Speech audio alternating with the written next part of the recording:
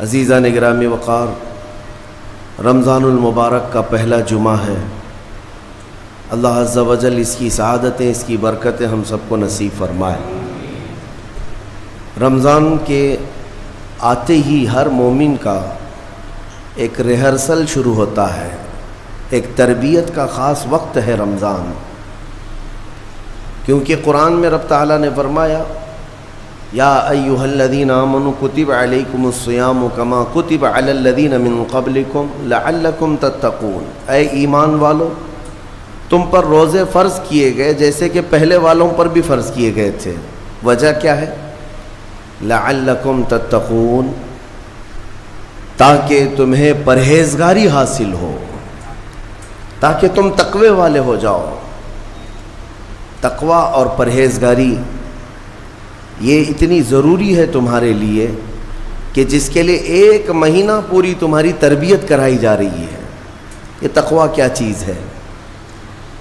میں آپ سے اگر کہوں کہ یہ بنیاد ہے تمام اعمال کی، تقوی جو بھی عمل کریں آپ، تقوی جو ہے یہ بنیاد ہے۔ تقوی کا مطلب ہے اللہ کا خوف، اللہ کا خوف، یا جو بھی عمل کرتا ہو وہ صرف اللہ کے لیے کرتا ہو، یہ تقوی ہے۔ اور یہ ہر عمل کے لیے ضروری ہے، ہر عمل کے لیے۔ نماز میں تقوی ضروری ہے، روزے میں تقوی ضروری ہے، حج میں تقوی ضروری ہے۔ آپ دیکھیں حج کا سفر جب کرنا ہو تو رب تعالیٰ نے فرمایا وَتَزَوَّدُوا، توشہ ساتھ میں لے لینا۔ سفر پر جا رہے ہو حج کے لیے، ساز و سامان توشہ ساتھ میں لے لینا، لیکن ساتھ میں ہی کون سا توشہ اچھا ہے؟ یعنی روٹی، سالن، چاول، یہ توشہ، کپڑے لتے، حاجات، یہ توشہ۔ خود رب تعالیٰ فرماتا ہے فَإِنَّ خَيْرَ الزَّادِ تَقْوَىٰ، سب سے بہترین توشہ تقوی ہے۔ یہ تقوی کی ہر جگہ پر اللہ تبارک و تعالیٰ نے تاکید فرمائی۔ اب میں آپ کو بتاتا ہوں یہ رمضان المبارک جو 1 مہینہ تمہیں تربیت کے راستے سے گزارا جاتا ہے، کس وجہ سے؟ تاکہ تمہارے دلوں میں تقوی آئے، تقوی۔ اور تقوی کی سب سے پہلی جو تربیت ہوتی ہے، صوفیہ اکرام کے پاس جب کبھی کوئی طالب جاتا تھا مرید ہونے کے لیے یا خلافت لینے کے لیے، پہلے کا دور ایسا تھا کہ اولیاء اکرام سب سے پہلے اسے اپنی خانقاہ میں رکھ کر کے بھوکا اور پیاسا رکھتے تھے، کہ بھوک کو برداشت کرنا اور پیاس کو برداشت کرنا اگر تیری عادت بن گئی تو تقوی یوں ہی آ جائے گا۔ سید آل رسول مارہروی رحمۃ اللہ تعالی علیہ، مارہرہ کے بڑے پائے کے بزرگ ہیں، اعلیٰ حضرت کے پیر مرشد، ان کے پاس ایک صاحب آئے، ایک مولانا صاحب آئے خلافت لینے کے لیے۔ شام کے وقت تو پہنچے، سیدھے آتے ہی کہا کہ حضور آپ اپنی خلافت وغیرہ مجھے دے دیجئے۔ تو اس وقت ایسے بالکل بٹ نہیں رہی ہوتی تھی۔ آپ نے کہا آپ آج تو آئے ہیں، مہمان ہیں ہمارے ہاں، رک جائیے خانقاہ میں، کل کو بات کریں گے، رات ہو چکی۔ اور حضرت نے اپنے خادم سے کہا مولانا کی اچھی خاطر تواضع کرو۔ رات کو ان کو ایک کمرے میں رکایا گیا اور ان کو خوب مچھلی کھلائی گئی۔ حضرت کا حکم تھا کہ انہیں مچھلی پیٹ بھر کر کے کھلائیں لیکن پانی مت دینا۔ اور ایک خاص قسم کی وہاں پر مچھلی ملتی ہے اتر پردیش میں، وہ مچھلی کھلائی گئی۔ جب پیٹ بھر کر کے مولانا صاحب نے مچھلی کھائی تو خادم صاحب نے باہر سے دروازہ بند کر لیا، کمرے میں انہیں اندر چھوڑ کر باہر چلے گئے۔ وہ اندر سے پکارتے رہے پانی تو دے دیجئے، کھانا کھا لیا پانی تو دے دیجئے، کوئی سننے والا ہی نہیں تھا۔ وہ پانی کرتے کرتے کرتے اندر سے چیختے رہے، چلاتے رہے، اور پھر جو ہے ان کی آنکھیں بڑی ہو گئی تھیں پیاس کی شدت کی وجہ سے۔ ظاہر سی بات ہے مچھلی کے بعد بہت تیز پیاس لگتی ہے، کیونکہ مچھلی باہر بھی پانی میں رہتی ہے، اندر بھی اسے پانی کی ضرورت ہوتی ہے۔ تو وہ چیختے رہے یہاں تک کہ اب برا بھلا کہنا بھی شروع کر دیا، میں نے ان کی بڑی تعریف سنی تھی لیکن مہمانوں کے ساتھ ایسی بدتمیزی، ایسا سلوک۔ رات بھر وہ تڑپتے رہ گئے، صبح کو جو ہے نڈھال پڑے تھے زمین پر، فجر سے پہلے دروازہ کھولا گیا، انہوں نے آؤ دیکھا نہ تاؤ، خادم کا جبہ پکڑ کر کھینچا اور لڑنے پر آ گئے ہیں، تماچے لگائے، کہا کہ یہ کوئی شرافت ہے، یہ کوئی تہذیب ہے؟ اس طرح سے کھانا کھلا کر مہمان کو بغیر پانی کے بند کر کے چلے جاتے ہو؟ تو حضرت اس وقت آ گئے، حضور آل رسول رحمۃ اللہ تعالی علیہ قریب آئے، پوچھا کیا بات ہے؟ کہا آپ نے ایسا ایسا ہمارے ساتھ سلوک کیا، کہا اب آپ کو پانی دے دیا جائے گا لیکن اب خلافت نہیں دی جائے گی، اس لیے کہ پانی کی پیاس برداشت نہ کر سکے اسے تقویٰ نہیں، اور تقویٰ نہیں تو خلافت کس بات کی؟ تقویٰ کئی چیزوں سے رک جانے کا نام ہے۔ حضرت عمر فاروق رضی اللہ تعالیٰ عنہ سے پوچھا گیا تقویٰ کیا چیز ہے؟ تو آپ فرماتے ہیں کہ یوں سمجھو کہ ایک راستہ ہے جس میں دائیں جانب بھی کانٹے ہیں، بائیں جانب بھی کانٹے ہیں، سامنے تمہاری منزل ہے، دونوں راستوں سے کانٹوں سے اپنے جسم کو بلکہ اپنے کپڑوں کو بچا کر کے نکل جانا، یہی تقویٰ ہے۔ اور رسول پاک صلی اللہ تعالیٰ علیہ وسلم کی ایک حدیث پاک، الحلال بین والحرام بین، فرمایا حلال بھی واضح ہے، حرام بھی واضح ہے۔ کیا چیز حلال ہے یہ بھی پتہ ہے آپ کو، کیا چیز حرام ہے یہ بھی پتہ ہے۔ شراب حرام ہے، خنزیر حرام ہے، مردار حرام ہے، چوری حرام ہے، یہ سب تو پتہ ہے۔ حلال بھی پتہ ہے، اپنے ہاتھوں سے کمائی ہوئی چیزیں حلال ہیں، چاول، گیہوں، باجرہ، یہ سب چیزیں حلال ہیں نا آپ کے لیے۔ پھلوں میں بہت ساری حلال ہے، جانوروں میں جو حلال ہے وہ سب پتہ ہے۔ تو حلال کی لسٹ بھی معلوم ہے تمہیں، حرام کی لسٹ بھی معلوم ہے۔ حضور پاک صلی اللہ علیہ وسلم فرماتے ہیں ان دونوں کے بیچ میں کچھ چیزیں ہیں جن کے بارے میں پتہ نہیں چلتا حلال ہے کہ حرام ہے، ان چیزوں کو چھوڑ دینے کا نام تقویٰ ہے۔ بعض لوگ کیا سمجھتے ہیں حرام کو چھوڑ دینا تقویٰ ہے۔ ارے میاں حرام کو چھوڑنا تو مسلمان کی شان ہے، ضروری ہے۔ تم شراب نہیں پیتے تو یہ تقویٰ نہیں ہے، یہ تو اسلام کا حکم ہے۔ تم جوا نہیں کھیلتے، چوری نہیں کرتے، یہ تو اسلام کا حکم ہے تمہارے اوپر۔ لیکن کچھ ایسے شک والی چیز سے بھی بچ جاتے ہو، اس کو کہتے ہیں تقویٰ، وہ تقویٰ ہے۔ تقوی کی بہت ساری مثالیں ہیں، لیکن میں آپ کے سامنے ابھی رمضان کے متعلق عرض کرنے جا رہا ہوں کہ جیسے گزشتہ میں نے ایک تفسیر میں بھی عرض کیا، بعض لوگوں کو ایسا لگتا ہے کہ رمضان میں لوڈ شیڈنگ ہوتی ہوگی، کچھ خزانہ خدا میں بچت کے لیے لوگوں کو بھوکا اور پیاسا رکھا جاتا ہے، کچھ رزق بچا لیا جائے۔ نادانو، اللہ رب العزت جو پوری کائنات کا رزاق حقیقی ہے، اسے کسی چیز کی کمی نہیں ہے۔ یہ روزے جو فرض کیے گئے خزانے میں بچت کے لیے نہیں، بلکہ ہمارے جسموں کی اور ہماری روحوں کی اصلاح کے لیے، ہماری روحوں کی اصلاح اور جسموں کی اصلاح کے لیے ہمیں تقویٰ ملے۔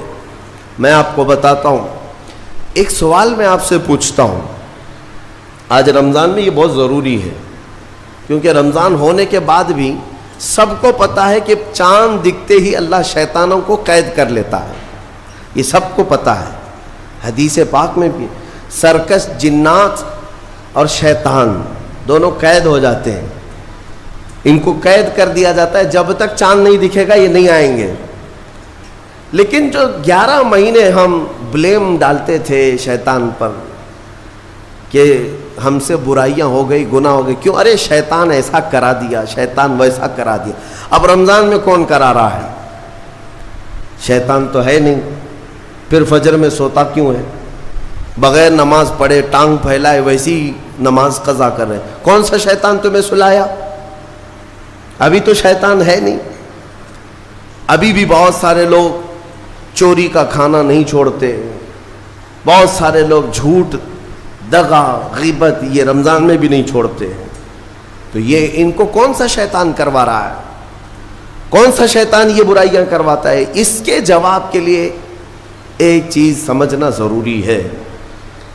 یہ بات تو مشہور ہے کہ ساری برائیاں شیطان کرواتا ہے، ابلیس کرواتا ہے نا؟ لیکن آپ کو وہ واقعہ معلوم ہے جب آدم علیہ السلام کو اللہ تعالیٰ نے پیدا کیا اور سارے فرشتوں سے کہا کہ سجدہ کرو.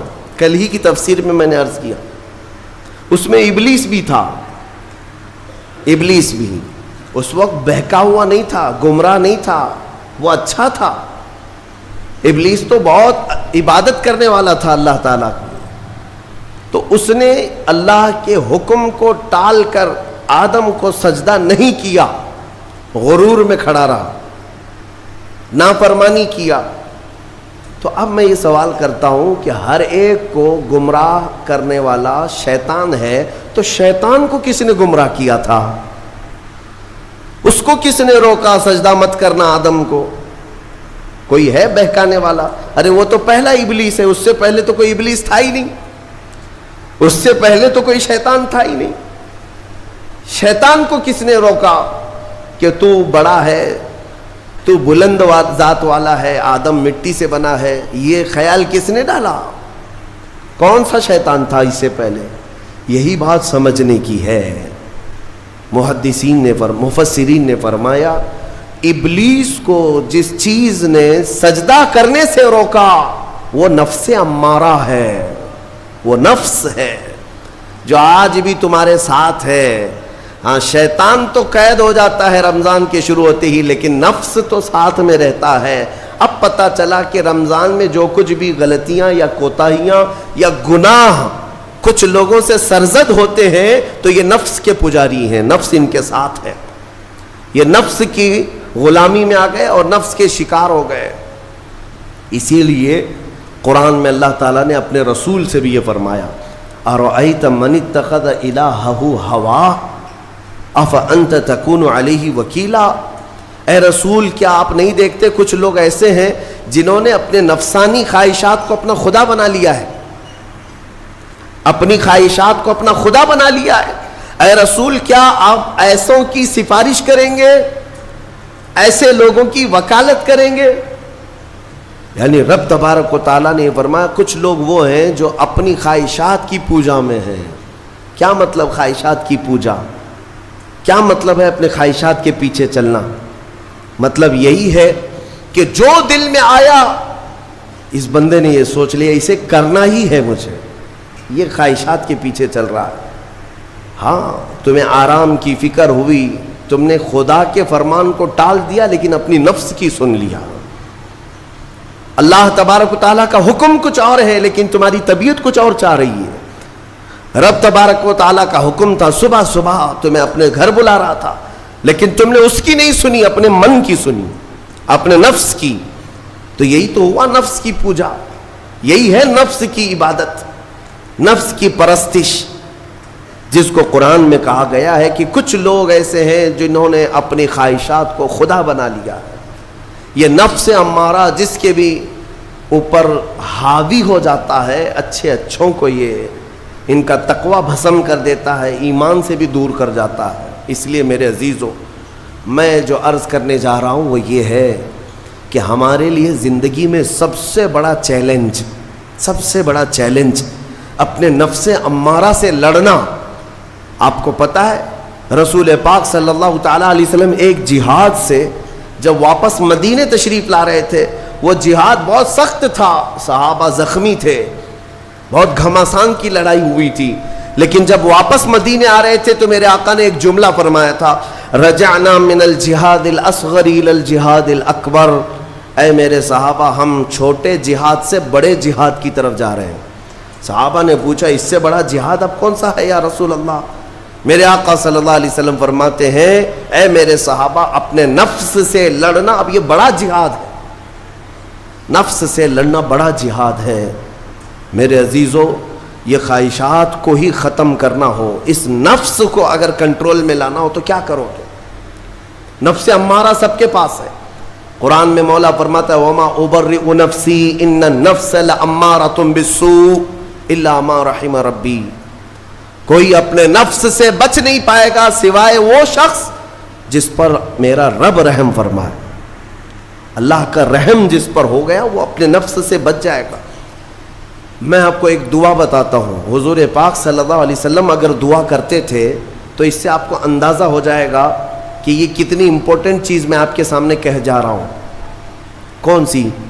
حضور جب دعا کرتے تھے تو یوں کہتے تھے اللہ کی بارگاہ میں، اللہم لا تکلنی الی نفسی طرفۃ عین، اے اللہ تو مجھے میرے نفس کے حوالے ایک منٹ کے لیے بھی مت دینا، تو اپنی حفاظت میں رکھ۔ حضور جب یہ دعا کرتے تھے کہ مجھے میرے نفس کے حوالے ایک منٹ کے لیے، طرفۃ عین کہتے ہیں پلک جھپکنے کے برابر، اتنے ٹائم کے لیے بھی اے اللہ تو مجھے میرے نفس کے حوالے مت کرنا، تو اپنی حفاظت میں رکھ۔ سید الانبیاء جب یہ دعا کرتے ہیں تو اندازہ کرو اے مومنو، نفس کی تباہ کاریاں کیا کیا ہیں، یہ کتنوں کو ہلاک کر دیتا ہے، کتنوں کا عمل ضائع کرتا ہے، کتنوں کا ایمان ختم کرتا ہے۔ اب میں جو بات کہہ رہا ہوں وہ یہ توجہ سے سنو، یہ نفس امارہ جس نے شیطان کو بھی گمراہ کیا، شیطان کو بھی بہکا دیا، یہ نفس آدم کو سجدہ نہ کرنے کا جو غرور پیدا کیا، یہی نفس امارہ تھا۔ اس نفس امارہ کو اگر کوئی کنٹرول کرا سکتا ہے تو وہ ماہ رمضان المبارک ہے، بس یہی ہے رمضان کی فضیلت۔ رمضان المبارک اس لیے تمہیں دیا گیا کہ بڑی بڑی طاقتیں تمہارے نفس کو قابو میں نہیں کر پائیں گی، لیکن رمضان کے روزے تمہیں کنٹرول میں لے آئیں گے، کنٹرول میں لائیں گے۔ اب سمجھ میں آیا کہ روزے کیوں رکھائے جا رہے ہیں؟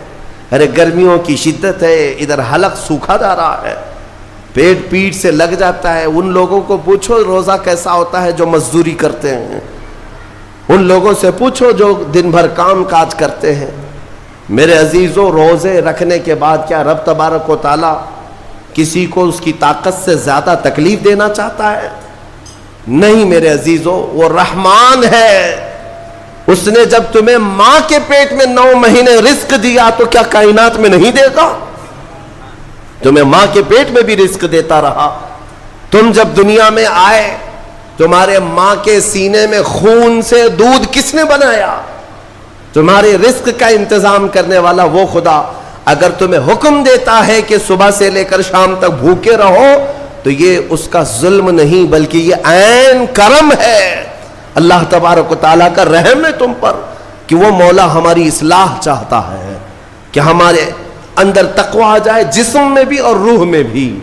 اب ایک اور بات میں آپ کو بتا دوں، میں نے ایک بات پڑھی تھی نفس کے متعلق، یہ نفس امارہ، اسی لیے امام غزالی رحمۃ اللہ تعالیٰ علیہ نے فرمایا اللہ کی جو مخلوق ہے وہ 3 طرح کی ہے، ایک فرشتے، دوسرے انسان، تیسرے جانور۔ یہ 3 الگ الگ قسم کی مخلوق ہیں، کیونکہ اللہ تعالیٰ نے تینوں کو جو چیزیں دی ہیں ان میں فرق ہے۔ فرشتوں کو اللہ نے عقل دیا ہے، نفس نہیں ہے، نفس، شہوت، برائی کرنے کی خواہش فرشتوں کے اندر ہے ہی نہیں، وہ سوچ بھی نہیں سکتے برائی کرنے کا۔ فرشتوں کو اللہ نے عقل دیا ہے، اور عقل عزت والی چیز ہے، اور جانوروں کو اللہ نے نفس دیا ہے، عقل نہیں، عقل والے نہیں ہیں جانور، عقل والے نہیں، لیکن نفس ہے، شہوت ہے، شہوت بھی ہے، نفس بھی۔ لیکن انسان ایک ایسی مخلوق ہے جسے اللہ نے عقل بھی دیا ہے، نفس بھی دیا ہے۔ مطلب یہ ہے کہ تمہیں اللہ نے ایک چیز فرشتوں والی دی ہے، ایک چیز جانوروں والی بھی دی ہے، دونوں تمہارے اندر ہے، عقل بھی ہے، نفس بھی ہے۔ لیکن امام غزالی فرماتے ہیں توجہ، جو بندہ نفس ہونے کے باوجود گناہوں سے اپنے آپ کو بچا لیا وہ بندہ فرشتوں سے بھی افضل ہے۔ کیوں؟ فرشتے اس لیے بچے ہوئے ہیں کہ ان کے پاس نفس ہے ہی نہیں، اور تم بچ رہے ہو تو کمال کی بات ہے، نفس ہوتے ہوئے بھی گناہ سے بچ گیا تو اس انسان کا مقام فرشتوں سے بھی اعلیٰ ہے۔ لیکن ساتھ ہی امام غزالی یہ بھی فرماتے ہیں عقل ہونے کے باوجود اگر گناہوں سے نہیں بچتا تو پھر وہ جانوروں سے زیادہ ذلیل ہے، کتے اور خنزیر سے بھی گیا گزرا ہے، کیونکہ جانور تو بیچارہ معذور ہے، اسے عقل نہیں ہے، نفس ہے۔ تمہارے پاس عقل ہے، اس کے باوجود حرام کاریاں کر رہے ہو تو جانوروں سے زیادہ گر گئے۔ فیصلہ تمہارے ہاتھ میں ہے کہ تم کون سی زندگی گزارنا چاہتے ہو۔ کون سی؟ کہ تم نفس کے پجاری بن جاؤ یا عقل کا صحیح استعمال کر کے فرشتوں والی صفات پر عمل کرو؟ عزیزان گرامی وقار، نفس اور عقل یہ جو دو چیزیں ہیں، ان کو میں آپ کے سامنے تھوڑا سا کھول کر کے عرض کرتا ہوں۔ عقل جو ہے عزت والی چیز ہے، جسے بھی دی گئی ہے وہ عزت والا ہے۔ کیوں عزت والی ہے یہ عقل؟ پوری دنیا میں عقل کا ہی تو کمال ہے۔ جس کے پاس عقل ہے وہ بادشاہ ہے، جس کے پاس عقل ہے وہ لوگوں کو ہانکتا ہے، پوری دنیا کو ادھر سے ادھر کر سکتا ہے۔ عقل اور نفس جو ہے، نفس برائیوں کی طرف بلانے والا، عیاشی کی دعوت دینے والا، موج مستی کرانے والا اور اپنے آپ کو تباہ کروانے والا۔ اچھے بھلے نوجوان، 25 سال کی کڑیل جوانی ہے، کون ہے جو انہیں نشے کے اڈے پر لے جاتا ہے؟ کون ہے جو ان کو تباہ و برباد کرتا ہے؟ نوجوان کو اچھی طرح سے معلوم ہے کہ میں کوکین، افیون، ہیروئن لوں گا تو میرے جسم کے ساتھ کیا ہوگا، اسے معلوم ہے، لیکن اس کے باوجود عیاشی کروانا یہ نفس کی عادت ہے۔ کسی کے اوپر نفس غالب آتا ہے، کسی کے اوپر عقل غالب آتی ہے۔ عقل جس کے اوپر غالب آ گئی وہ اچھا آدمی ہے، نفس جس کے اوپر غالب آ گیا وہ شیطان کا پجاری ہو گیا، نفس کی سننے والا۔ اب یہ دونوں جو چیزیں ہیں میں بتاتا ہوں آپ کو۔ روایت میں ملتا ہے کہ جب اللہ نے عقل کو بھی پیدا کیا اور نفس کو بھی پیدا کیا تو اپنے سامنے حاضر کیا، عقل سے پوچھا کہ اے عقل بتا میں کون ہوں اور تو کون ہے؟ عقل نے کہا یا ربی انا عبدک وانت ربی، اے اللہ میں تیرا بندہ ہوں اور تو میرا رب ہے۔ عقل نے کیا کہا؟ میں تیرا بندہ ہوں اور تو میرا رب ہے۔ اللہ نے عزت سے نوازا، اقرار کیا نا بندہ ہونے کا، عقل نے اقرار کیا۔ پھر نفس کو بلایا، نفس سے پوچھا بتا میں کون ہوں اور تو کون ہے؟ نفس نے کہا انت انت انا انا، تو ہے میں ہوں۔ یہ غرور تھا نفس کے اندر، یہ گھمنڈ تھا نفس کے اندر کہ میں ہوں۔ نفس جس کے اندر غالب آتا ہے وہ آج بھی یہی کرتا ہے، میں ہوں، کسی کے سامنے کیا جھکنا ہے۔ تو حکم ہوا کہ اس نفس کو 100 سال جلایا جائے۔ 100 سال جلایا گیا، اس کو عذاب دیا گیا نفس کو۔ 100 سال بھگتنے کے بعد، آگ کی تپش بھگتنے کے بعد اسے پھر لایا گیا نفس کو۔ اللہ تعالیٰ نے پوچھا اے نفس بتا میں کون ہوں اور تو کون ہے؟ نفس نے کہا انت انت انا انا، تو ہے میں ہوں۔ غرور نہیں ٹوٹا، گھمنڈ نہیں ٹوٹا۔ حکم ہوا اللہ کی طرف سے فرشتوں کو، اس نفس کو اب 100 سال تک بھوکا اور پیاسا رکھا جائے، کوئی چیز نہ دی جائے۔ اسے سخت سزا دی گئی، بھوک اور پیاس کی نفس کو کوئی چیز نہیں دی گئی۔ 100 سال کے بعد پھر اس کو حاضر کیا گیا، پوچھا گیا بتا کون ہوں میں؟ نفس نے کہا اے اللہ تو میرا خدا ہے، میں تیرا بندہ ہوں۔ فرمایا بزرگوں نے کہ نفس کو اگر کوئی جھکا سکتا ہے تو وہ بھوک ہے، اسی لیے مولا نے رمضان کے روزے تم پر فرض فرمایا۔ نفس کو جھکا سکتے ہو، نفس کو کنٹرول میں لا سکتے ہو تو بھوک کے ذریعے سے۔ ہاں یہ بھوک اور پیاس یوں ہی نہیں دی گئی ہے۔ دنیا اگر سمجھتی ہو کہ مسلمانوں کو یہ بھوکا اور پیاسا رکھوایا جا رہا ہے تو انہیں کیا خبر ہے کہ روح کسے کہتے ہیں، نفس کسے کہتے ہیں؟ جو آلریڈی غلاظت میں پڑے ہوئے انہیں کیا سمجھ ہے؟ لیکن الحمدللہ ہمارا تصور ہے آخرت کا، ہمارے ہاں تصور ہے جنت کا، ہمارے ہاں تصور ہے جہنم کا، اللہ کی بارگاہ میں حساب کا۔ اس لیے ضروری یہ بن پڑتا ہے کہ ہم اپنی دنیا میں ہی اصلاح کریں۔ میرے عزیزوں، اس نفس کی جو تباہ کاریاں ہیں اس سے بچنا ہر نوجوان کے لیے ضروری ہے۔ تم روزوں کو ہلکے میں مت لو۔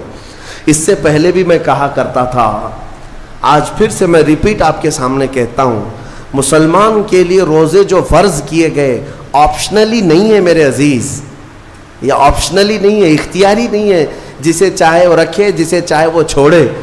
ہاں ہمارے ہاں معاشرہ ایسے ہی ہے نا، ہاں صبح اٹھ کر کے لوگ پوچھتے رہتے ہیں روزہ ہے، روزہ ہے، کیوں پوچھ رہے ہو روزہ ہے؟ مسلمان ہے تو روزہ فرض ہے، روزہ فرض ہے۔ اگر میں آپ کو پوچھوں اچھا لگے گا انسان ہو؟ اچھا لگے گا؟ سامنے دکھ تو رہا ہے انسان ہے، پھر کیا پوچھنا ہے؟ مسلمان کے لیے روزہ ایسا ضروری ہے جیسے اس کے لیے انسان ہونا ضروری ہے۔ وہ روزے چھوڑتا کیوں؟ ہاں چند ہی چیزیں ہیں جہاں تخفیف دی گئی ہے شریعت میں، وہ سفر ہے یا مرض ہے، ایسا مرض کہ جس سے وہ نہیں برداشت کر پاتا، اس میں اللہ تعالیٰ نے اسے چھوٹ دی ہے، رخصت دی ہے، یا حاملہ عورت ہے، یا دودھ پلانے والی عورت ہے، یا پھر اب بہت سارے لوگ ایسے ہیں جو ہٹے کٹے ہیں، تندرست ہیں، توانا ہیں، روزے چھوڑے ہوئے ہیں۔ میرے عزیز، سب ہونے کے بعد اگر روزہ چھوڑنے کی کسی کو رخصت ہے نا، تو وہ صرف ان عورتوں کو جن کی ماہواری آتی ہے مہینے میں یا بچے کے بعد، حیض و نفاس والی عورتوں کے لیے روزہ نہیں ہے۔ تو میں ان لوگوں سے پوچھتا ہوں، کیا تمہاری بھی ایسی کیفیت ہے جو تم روزہ چھوڑے گھوم رہے ہو؟ ناپاک ہو؟ ناپاکی آئی ہے؟ نہیں ہے تو پھر کیوں روزہ چھوڑتے ہو؟ ایک روزے کو چھوڑنے کی سزا حدیث میں بتائی گئی 900 سال دوزخ میں رکھا جائے گا۔ 900 سال۔ اب کیلکولیٹ کرو، اگر تمہاری زندگی کے روزے قضا ہیں تو کتنے 100 سال جائیں گے۔ اسی لیے میرے عزیزو، جب تک طاقت ہے روزے فی الحال کے رکھو ہی رکھو، اگر پیچھے کے چھوٹے ہیں تو اسے بھی پہلے کمپلیٹ کر لو، ورنہ قیامت کے دن کی سزائیں نہیں برداشت کر پاؤ گے، بھگت نہیں پاؤ گے۔ یہ ہم جو بار بار کہتے ہیں آپ کے روزہ رکھنے سے میرا کیا ہے، ہم تنبیہ صرف اس لیے کرتے ہیں کہ قیامت کے دن اللہ تعالیٰ کے عذاب میں گرفتار نہ ہو جاؤ، عذاب میں گرفتار نہ ہو جاؤ۔ اور ہمارے بزرگوں نے ہمیں تعلیم دی ہے کہ اللہ تعالیٰ جب 11 مہینے کھلاتا پلاتا ہے، اور وہی مولا 1 مہینہ اگر حکم دے تو یہ کس قدر بندے کی ناانصافی ہے کہ اپنے مولا کے حکم کو پیٹ پیچھے ڈالتا ہے اور پھر کھاتا پیتا رہتا ہے۔ کیا اسے اپنے رحمان کی رضا کی اتنی بھی فکر نہیں ہے کہ یہ میرے مولا کی رضا ہے روزہ؟ اسی لیے تو اس مولا نے فرمایا روزہ میرے لیے ہے اور اس کی جزا کچھ نہیں، میں خود بندے کا ہو جاؤں گا۔ الصوم لی وانا اجزا بہ، اور ایک حدیث میں عجزی بھی پڑھا گیا، یعنی روزہ میرے لیے ہے اور میں ہی اس کی جزا ہوں، میں ہی اس کی جزا ہوں۔ مطلب یہ ہے کہ دوسرے اعمال کی جزا میں جنت ہے، محلات ہے، الگ الگ ثواب ہے، لیکن روزے کے متعلق مولا نے فرمایا میں خود ہی اس کی جزا ہوں۔ تجھ سے تجھی کو مانگ کر مانگ لی ساری کائنات، جس کا خدا ہو گیا اس کی ساری کائنات۔ میرے عزیزوں، اللہ تبارک و تعالیٰ اگر کسی بندے کا ہے تو پھر اس کے کیا کہنے۔ اچھا، ایک اور اس میں حکمت یہ ہے، روزہ جو رکھا جاتا ہے یہ بندے اور اللہ کے بیچ کا راز ہے، دوسرے کسی کو پتہ نہیں۔ میرا روزہ آپ کو نہیں معلوم، آپ کا روزہ مجھے نہیں معلوم۔ چہرہ دیکھ کر کے کچھ بھی کہا جا سکتا ہے، ہاں چہرہ دیکھ کر کسی کا روزہ پتہ چلے گا۔ آپ کل سحری کر کے نیت کر کے روزے سے آئے ہیں، کسی کی پیشانی پہ تو لکھا نہیں ہے کہ یہ روزے دار ہے۔ امید کرتا ہوں دوستو آپ حضرات نے اس بیان کو پورا سنا ہوگا۔ بیان اچھا لگے تو لائک سبسکرائب ضرور کرے، اور کمنٹ میں ہمارے کو بتائے کہ ہماری ویڈیو آپ کو کیسی لگی۔ پھر کسی نیکسٹ بیان کے ساتھ ملتے ہیں دوستو، تب تک اپنا خیال رکھنا۔ اللہ حافظ۔